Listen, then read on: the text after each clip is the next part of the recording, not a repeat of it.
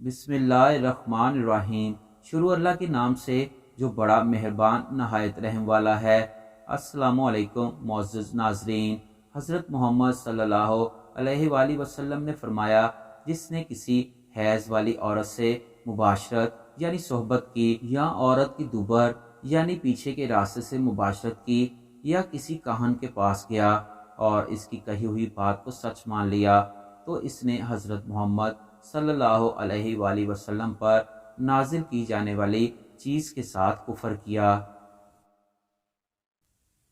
حضرت ابو ہریرہ رضی اللہ تعالیٰ عنہ روایت کرتے ہیں کہ حضرت محمد صلی اللہ علیہ وآلہ وسلم نے صحابہ کرام سے فرمایا، کیا تم جانتے ہو کہ مفلس کون ہے؟ صحابہ کرام رضی اللہ تعالیٰ عنہم نے عرض کیا، ہمارے نزدیک مفلس وہ شخص ہے جس کے پاس کوئی درہم یعنی پیسہ دنیا کا سامان نہ ہو۔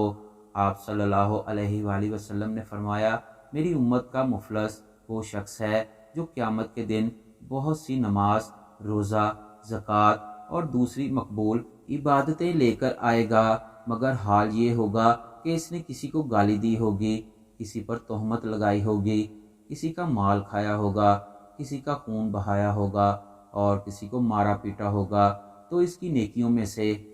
ایک حق والے کو اس کے حق کے بقدر نیکیاں دی جائیں گی، ایسے ہی دوسرے حق والے کو اس کی نیکیوں میں سے اس کے حق کے بقدر نیکیاں دی جائیں گی۔